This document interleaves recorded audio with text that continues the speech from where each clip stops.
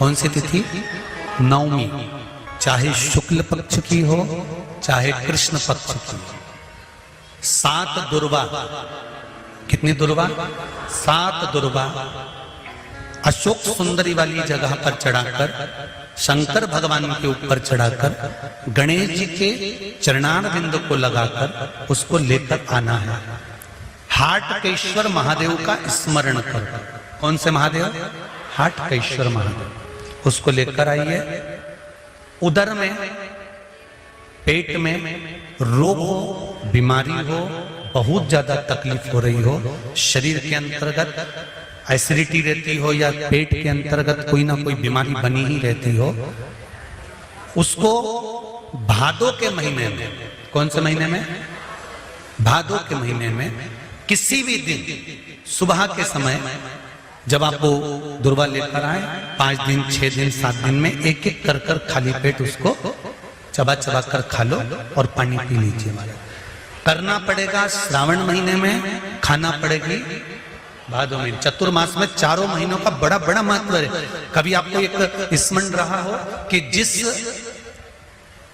नारी के, स्त्री के रजोधर्म से जुड़ी हुई या पुरुष वर्ग में भी कहीं ना कहीं किसी ना किसी रूप में इस उदर से लेकर एड़ी तक के बीच में जो भी तकलीफें होती हैं उससे जुड़ी हुए के लिए भी सावन के महीने में एक प्रयोग आता है। उसको कर लेने से संपूर्ण जीवन समय में ये नाभि कोश से लेकर एड़ी तक के बीच में कभी तकलीफ कोई नहीं सकती। और वो जल शंकर भगवान को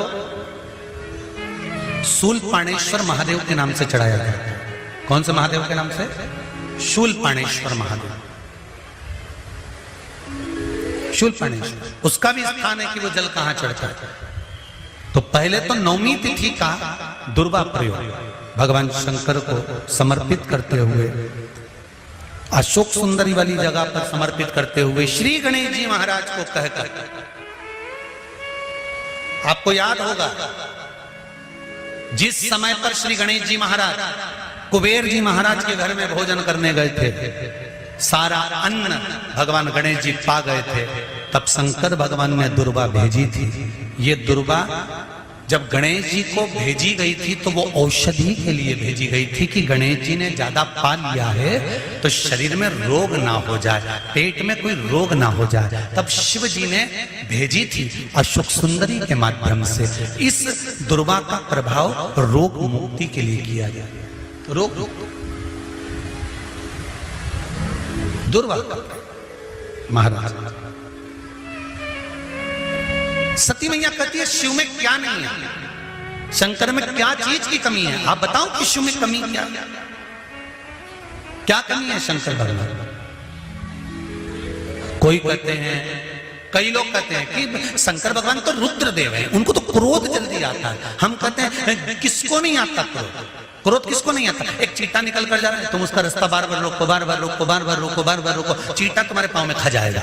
मच्छर, उसको भी क्रोध आ रहा है। खटमल, जरा सा दबा, क्रोध आ गया। एक कीड़ा तुम्हारे पांव में दबा, क्रोध आ गया, उसने तुम्हारे पांव में काट लिया। एक मक्खी तुम्हारे कपड़े में दब गई, वो मक्खी को क्रोध नहीं आता, पर मक्खी कपड़े में दब गई, दबी हुई थी, बहुत देर से निकलने का प्रयास कर रही थी, नहीं निकल पाई, तुम्हारे शरीर को काट लिया, काटा, तुमने साड़ी झटकी, मक्खी निकल कर भाग गई। क्रोध किसको नहीं आता? एक बैल, उसको भी क्रोध आता है। गौ माता, उसको भी क्रोध आता है। क्रोध किसको नहीं आता? संसार में कौन है जिसको क्रोध नहीं आया?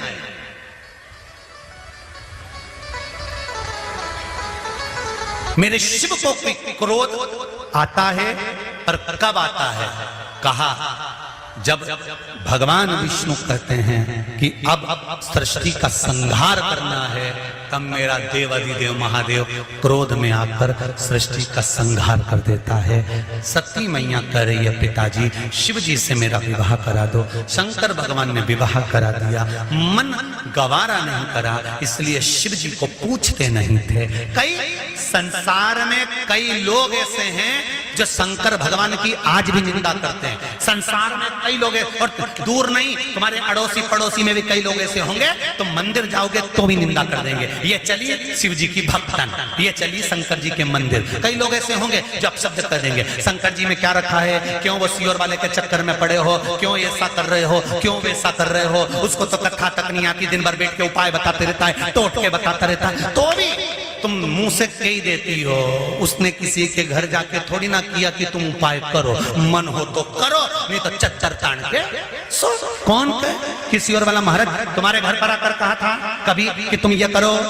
अगर तुम्हें कथा अच्छी लगे तो टीवी चालू रखो, नहीं तो रिमोट तुम्हारे हाथ में दूसरा महाराज आ रहा होगा, उसको देखो।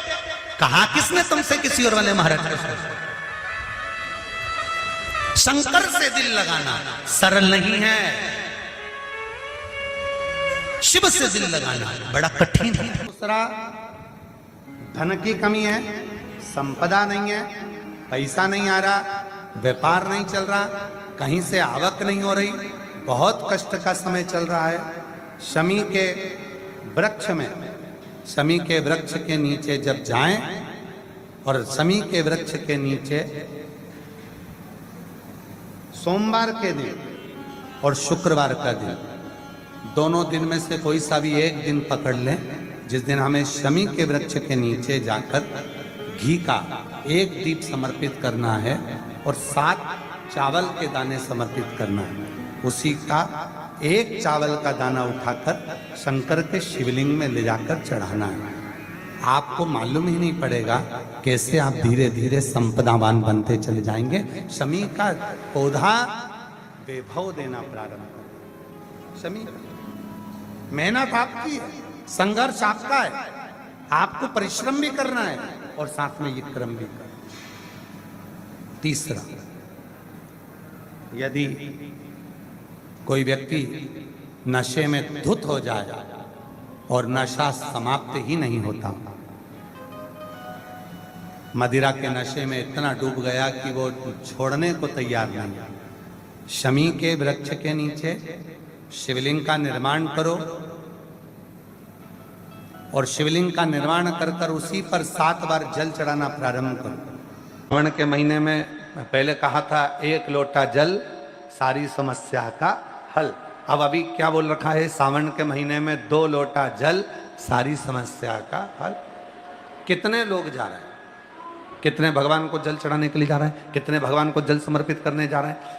ढेरों लोग। मंदिर में अपार भीड़ पड़ी है।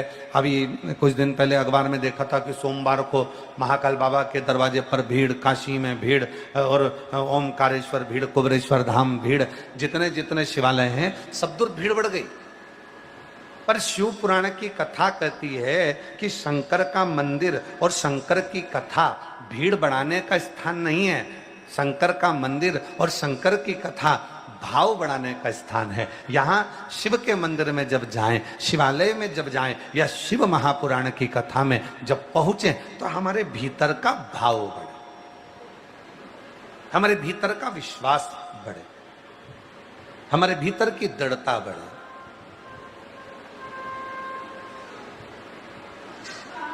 और जब हमारा विश्वास बढ़ता है, जब हमारा भरोसा बढ़ता है, जब हमारी दृढ़ता बढ़ती है तो अपने आप कार्य सफल होता है। मंदिर तो ढेर जा रहे हो, शिव मंदिर में भीड़ लगी पड़ी हुई है, सारे शिवालयों में भीड़ लग गई। शिव महापुराण ने संसार के लोगों को मंदिर जाना सिखा दिया, सारे शिवालय भरे पड़े हुए हैं। पर शिवालय तक तुम जाओ, शंकर जी को रोज सावन के महीने में 2 लोटा जल चढ़ाओ, पर उस जल के साथ में तुम्हारा विश्वास भी शिव के चरणों में हो। क्या सोचकर जा रहे हो? केवल शंकर सोचकर नहीं, केवल ये सोचकर नहीं जाना कि शिवालय, केवल ये सोचकर नहीं जाना कि मंदिर है, केवल ये विचार कर कर नहीं जाना कि भगवान शंकर का शिवलिंग पत्थर का है, पाषाण का है, लकड़ी का है, पारद का है, स्फटिक का है, मुझे जल चढ़ाना। ना ना ना, शिवालय जाना, शंकर के मंदिर जाना तो ये विचार कर कर जाना कि अपने पिता से, अपने बाबुल से, अपने बाबा से बात करने जा रही हूँ। वहाँ मेरा पिता बैठा है, वहाँ मेरा बाबुल बैठा है, वहाँ मेरा जगत का बाप बैठा है। और जब मैं अपने दिल की बात अपने पिता से कहूँगी, अपने मन की बात जब अपने बाबुल से कहूँगी, तो निश्चित है कि मेरा पिता मेरी बात को सुनेगा और मेरे गोद में मेरी झोली जरूर भरेगा, ऐसी कृपा जरूर करेगा। तो जल के साथ में विश्वास लेकर जाए।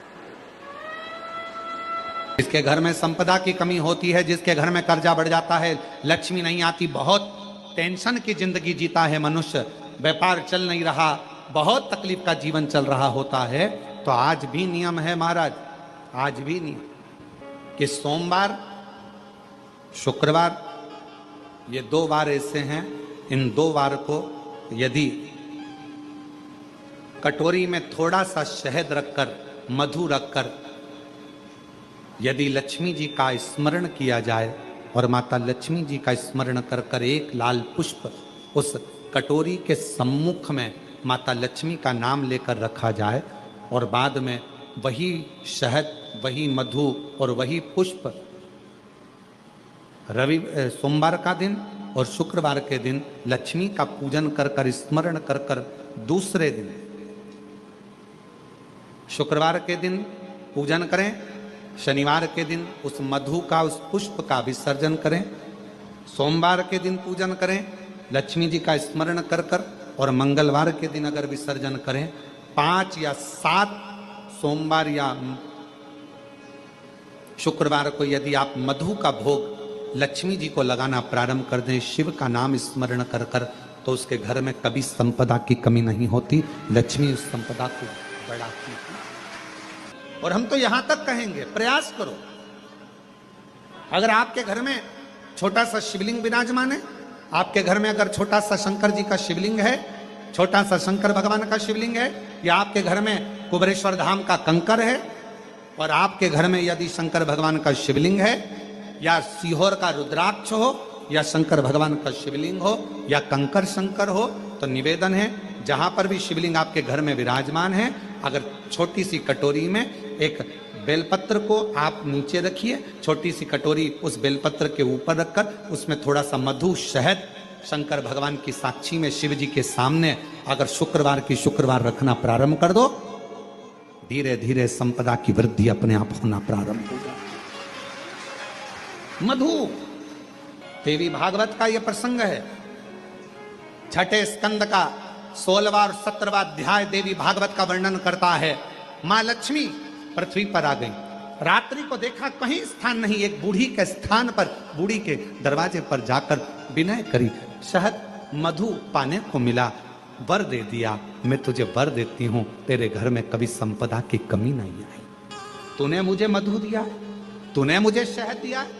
56 भोग दीपावली के दिन माता लक्ष्मी को लोग लगाते हैं, ढेरों सारा गुजिया, पपड़िया, बर्फी, चक्की, मठरी, खाजे, पपड़िया सब लक्ष्मी जी को भोग लगाते हैं, पर यदि एक पान के पत्ते पर भी एक बूंद अगर शहद का दीपावली के दिन अगर रात्रि को भी लक्ष्मी को भोग लगा दिया जाए तो कभी संपदा कम नहीं, कभी संपदा। एक बूंद मधु का, शहद का यदि सामने रखा जाए, लक्ष्मी जी के भोग लगाया जाए, तो संपदा की कमी नहीं आ सकती, क्योंकि मां वर देती है। पहले की कथाओं में कहा है कि मंदिर में झाड़ू लगा देने से मंदिर का जो निर्माल्य है, निर्माल्य मतलब जो भगवान पे चढ़े हुए फूल, पत्ती, सामग्री है, इनको उठाकर विसर्जन में रख देने से, या कहीं ले जाकर विसर्जन कर देने से, या मंदिर में थोड़ा सा भी जीवन में कोई फैलारा पड़ा हुआ है, कोई कचरा पड़ा हुआ है, कोई सामग्री पड़ी है, उसको उठाकर रख देने से हमारे जीवन में अगर कोई बोझ है, हमारी जिंदगी में अगर कोई दुख पहाड़ जैसा टूट रहा है, तो वो दुख अपने आप टल जाए, अपने आप। उस दुख को टालने के लिए कहीं नहीं जाना, वो दुख अपने आप टल। एक बात और स्मरण में रहे, घर में अगर गौ माता है, घर में तुलसी का पौधा है, और घर में अगर तुम्हारे बुजुर्ग विराजमान हैं, घर के माता पिता हैं, घर के कोई वृद्ध दादा दादी हैं, घर का कोई बूढ़ा व्यक्ति आपके साथ में रह रहा है, तुलसी का क्यारा है या गौ माता है, तो शिव महापुराण की कथा कहती है जब जिंदगी में कोई भी दुख तुम्हारे घर के दरवाजे को टच करता है उससे पहले ये 3 जो तुम्हारे घर में है, तुलसी का क्यारा, गौ माता और घर के बुजुर्ग, इनके स्वास्थ्य में अपने आप गड़बड़ी होना प्रारंभ हो जाती है। किस किस में? तुलसी का क्यारा मुरझाने लगेगा, तुलसी सूखने लगेगी, कितनी भी बारिश हो थोड़े दिन अच्छी रहेगी, फिर वापस मुरझा जाएगी। 4 महीना सावन भादो कुमार कार्तिक तो अच्छी रहेगी, फिर वापस वो मुरझा जाएगी। मतलब जरूर घर में कुछ ना कुछ दुख आने वाला। गौ माता बार बार बीमार पड़ रही है, गाय तुम्हारे घर में है, वो चारा नहीं खा रही है, पानी नहीं पी रही है, उसको कोई तकलीफ हो रही है, समझ लेना कि घर में कोई दुख आया होगा, उसने अपने ऊपर ले लिया होगा। घर के बुजुर्ग, घर के माता पिता, घर के बयो, घर के वृद्ध, ये जो घर में जो बड़े होते हैं ना, ये दिन भर बैठकर टीवी के सामने भले शिव पुराण सुनते हो, भजन करते हो, कीर्तन करते हो, मंत्रमाला करते हो, तो घर के बच्चों का, घर के बेटा बेटी का, घर के परिवार के व्यक्ति का सारा दुख ये अपने माथे पर ले लेते। जब घर का बुजुर्ग, गौ माता और तुलसी का पौधा ये अपने मस्तक पर सारा दुख ले लेते हैं, तो हमारे घर का, इस पृथ्वी का बयो, वृद्ध, बड़ा है कौन? क्योंकि जितने भी देव हैं वो केवल देव हैं। देवताओं का भी घर का अगर कोई बड़ा है तो वो महादेव है। तो हमारे जीवन में अगर दुख आता है तो अगर सिर पर झेलता है तो मेरा महादेव जी। हमारे जीवन के दुख को अगर झेल रहा है तो वो देवाधिदेव महादेव जी। धूल जो होती है ना, घर में जमा होती है, कपड़ों पर लग जाती है, और वो धूल को आप ऐसे ऐसे झटकार दो, वो धूल पूरी झड़ जाती है। आपने कपड़ा उठाकर दीवार पर झटकारा, वो दीवार भी धूल से झटक जाती है, साफ हो जाती है। पर मान लो वो धूल में थोड़ा सा पानी मिल गया, तुम्हारे झटकने से झटकेगी? जम के तो बोलो। कपड़े में धूल जमी थी और उस पर पानी लग गया तो वो झटकेगी? क्या हो गई? वो अभी तक धूल थी, पानी लगते से ही वो मिट्टी हो गई, कपड़े में चिपक गई, अब वो झड़ने वाली नहीं है।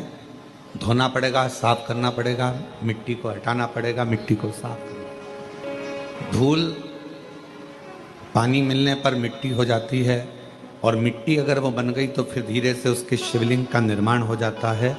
भगवान की कोई गणेश जी की मूर्ति बन जाती है, कोई देवी जी की प्रतिमा बन जाती है, फिर उसका पूजन, उसकी आराधना, उसकी अर्चना हो जाती है, उसकी पूजन अर्चना। वो मिट्टी, वो धूल थी, पर अब वो मिट्टी बन गई पानी लगने के बाद। और याद रखना, धूल को झटका जा सकता है पर मिट्टी को झटका नहीं जा सकता। मिट्टी चिपक जाती है शरीर से तो फिर उसको धोया जाता है, उसकी मूर्ति बन जाती है, उसका श्रृंगार हो जाता है, उसका पूजन हो जाता है, वो श्रेष्ठ हो जाता है। कब बनी वो मिट्टी? जब उसमें पानी लग गया। जब उसमें पानी लगा तो वो मिट्टी बनी। पानी लगने के बाद वो मिट्टी बनी, नहीं तो वो धूल थी। उसी तरह संसार में जितने मनुष्य का जन्म होता है, जितने मानव जन्म लेते हैं, वो भी धूल की तरह हैं। पर जब भक्ति का जल उसमें मिल जाता है, भगवान शंकर की अविरल भक्ति का जल, शिव महापुराण की कथा का जल, सत्संग का जल जब उसे लग जाता है तो वो मनुष्य फिर धूल नहीं रहता, वो एक मिट्टी की तरह एक मूर्ति बनकर संसार में पूजा जाता है, पूजा जाता है। तो वो धूल नहीं रहा। जब तक शिव की शरण में नहीं आए, जब तक भगवान शंकर की शरण में आप नहीं आए, जब तक शिव की शरण में आप नहीं पहुंचे, तब तक धूल थे। कोई ने झड़ा दिया, झटका दिया, कोई ने कुछ कह दिया, कोई ने कुछ बोल दिया, कोई ने अपशब्द कह दिया, कोई ने ताना दे दिया, कोई ने गाली दे दी, कोई ने आड़ा टेढ़ा कह दिया, और आप मन से दुखी हो गए। आप हृदय से दुखी हो गए, आप हृदय से, नेत्रों से नीर बहने लगा, आंखों से आंसू बहने लगे, फिर आप दुखी हो गए, दुखी। पर जब शिव की कृपा हो जाती है, भगवान शंकर की करुणा हो जाती है। जब मेरे उघड़दानी दया करना प्रारंभ कर देते हैं और अपनी भक्ति का थोड़ा सा जल, अपनी भक्ति का थोड़ा सा जल आपके शरीर के इस आत्मा को, चित्त को छूता है, फिर आप केवल साधारण नहीं रहते, आप धूल नहीं रहते, आप कुछ श्रेष्ठ बन जाते हो, आप कुछ खास बन जाते हो। और जब आप में श्रेष्ठता आ जाती है, आप जब कुछ खास बनते हो, श्रेष्ठ बनते हो, आप में कुछ अच्छाइयाँ आ जाती हैं, तो फिर जितना संसार में रहने वाला मानव है, जितना मनुष्य, दुनिया के जितने लोग हैं, फिर आपका आदर, सम्मान, सत्कार करना प्रारंभ कर देते। श्रेष्ठता श्रेष्ठता कब प्राप्त हुई? क्या बना चला रहे हो? श्रेष्ठता कब आई? श्रेष्ठता कब प्राप्त हुई? श्रेष्ठता कब मिली? जब भगवान की अविरल भक्ति, भगवान के निर्मल भक्ति का जल आपको और हमको प्राप्त हुआ। जब भगवान की अविरल भक्ति का जल आपको और हमको मिला, और कृपा की ना हो जो आदत तुम्हारी, तो सुनी रे अदालत तुम्हारी, गरीबों के दिल में जगह तुम ना पाते, तो किस दिल में होती इबादत तुम्हारी, कृपा की न हो शंभु शंभु शंभु तुम्हारी, तो सुनी रे अदालत तुम्हारी। उसकी भक्ति का जल, शिव की अविरल भक्ति का जल हमको छूता है। जैसे शिव महापुराण की कथा कहती है, भगवान शंकर का चरित्र कहता है। शिव को प्रिय क्या है? शंकर भगवान को सबसे ज्यादा प्रिय है आपकी मुख से निकला हुआ सत्य वचन।